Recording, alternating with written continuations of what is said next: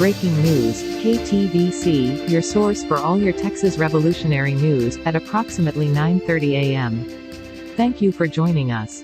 KTVC is just learning that, at this hour, what is now being called, the Battle of Concepción, has just recently ended with a Texian victory. The entire battle only lasted about 30 minutes. For more on this breaking story, we take you to Mission Concepcion and our correspondent on the scene, Joseph James. Thank you, Elizabeth. This morning, 4 companies of Texian and Tejano volunteers, led by James Bowie and James Fannin, successfully repelled 3 infantry charges by the Mexican army at the mission just 2 miles from downtown San Antonio at Mission Concepcion. Also, this morning, I witnessed firsthand, a cool and confident leader in the heat of battle, Colonel James Bowie. He personally inspired, forged and led a brilliant defense victory. Now I know why the Texians and Tejanos respect and follow this man. He shouted at one point, and I quote, "Keep under cover, boys, and reserve your fire, we haven't a man to spare." So we can better understand what transpired today and its significance, we have to go back a couple of weeks. Just after I joined the Texians as a Revolutionary War correspondent, on October 13th, I traveled with a newly created Texian army under Stephen F. Austin. Austin's objective at that time was to go to the state's richest, biggest, most influential and most strategic point, San Antonio de Bexar. There he planned to engage the Mexican army garrison there led by General Perfecto Cos, Santa Anna's brother-in-law, and run them out of Texas. When General Cos learned that Austin was on his way and nearing the edge of the city, he ordered Mexican troops to secure the city. No one was allowed to enter or leave the city under penalty of death. Guards were posted everywhere. Now, for all intents and purposes, San Antonio was officially under martial law. On Austin's march towards San Antonio, somewhere between the Cibolo and the Salado rivers, the famous Jim Bowie joined the army. Bowie was a prominent citizen of San Antonio and he had married a Spanish señorita, the daughter of the vice governor of Texas. But, he was still a patriotic American, and when war rose he did not hesitate in casting his lot with the struggling Texans. Near Salado Creek, quite a number of recruits joined the Texians, including Deaf Smith, and increasing their ranks to about 700 men. All insisting for a fight. Orders were now issued to move forward, and at noon on the 27th of October, the force reached their temporary campsite at Mission Espada, on the San Antonio River, about 8 miles south of San Antonio. That evening Stephen F. Austin met with James Bowie and asked him if he could somehow get a message past the military blockades and get word to Juan Seguin and the Tejano Volunteer Company who were caught inside the city and ask them to join the Texians. History remembers that somehow, Bowie did get a message through, and somehow, the fighting Tejanos of the Tejano Volunteer Company, broke through the blockade, and met up with Austin, Bowie and the Texians at Mission La Espada.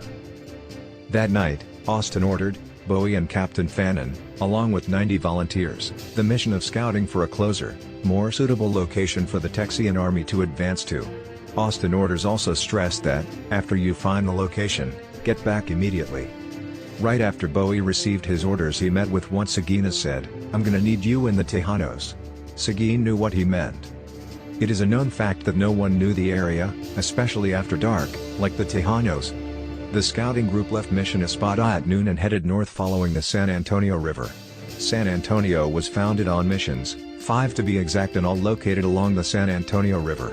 The missions, from north to south, are San Antonio de Valero, Mission Concepcion, Mission San Jose, Mission San Juan and finally, Mission La Espada.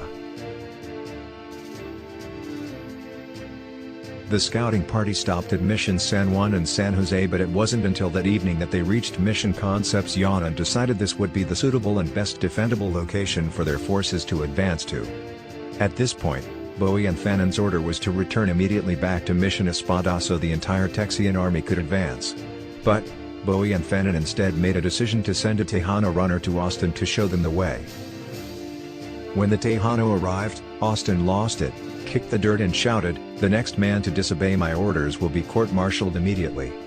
When the Texian forces were divided between Mission La Espada and Mission Concepcion, General Cos found out and decided to act and attack the forces led by Bowie and Fannin that had now arrived at Mission Concepcion. This mission provided an ideal defensive position for the rebels. 500 yards west of the mission, the San Antonio River curved in a small horseshoe shape, with the two sides of the river's curve approximately 100 yards apart.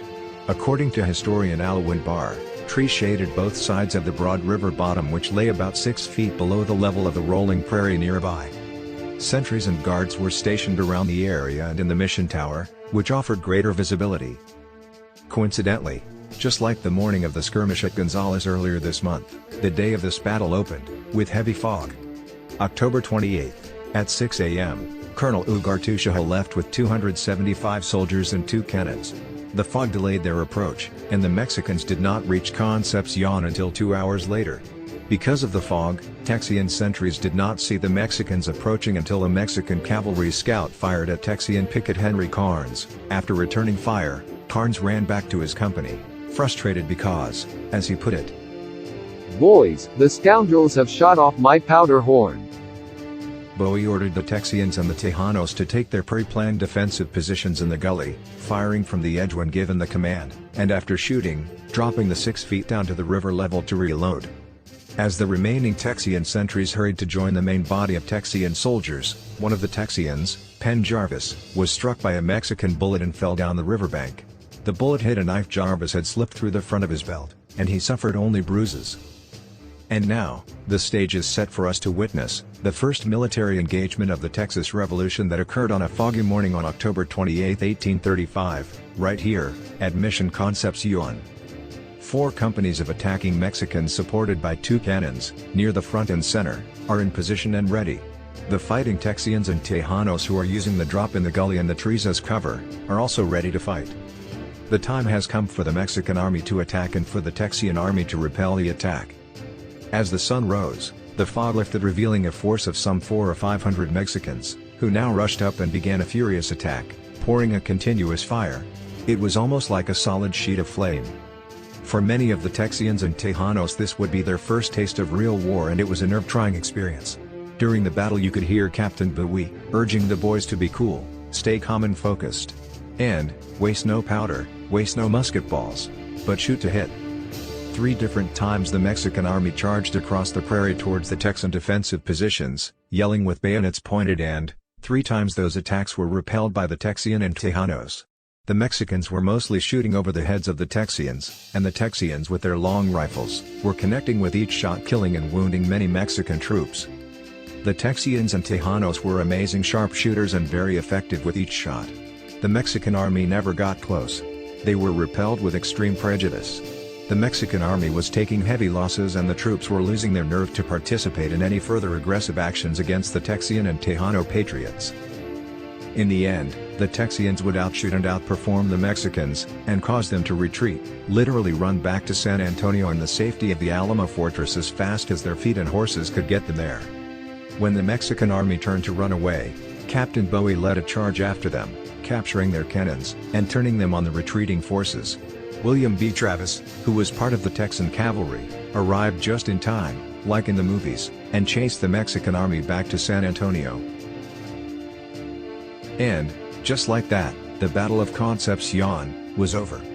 Stephen F. Austin arrived 30 minutes later, to once again unite his forces. For now, Texas has a victory in round 1 of this Texas Revolution. The Battle of Concepcion was the first real battle test for the Texian and Tejanos in their struggle for Texas independence. KTVC war correspondent Joseph James reporting from Mission Concepcion.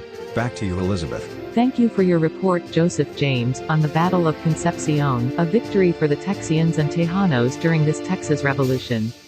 Remember, stay with KTVC as we bring you all the up-to-the-moment, breaking Texas revolutionary news as it happens. We'll keep you posted as these revolutionary events develop.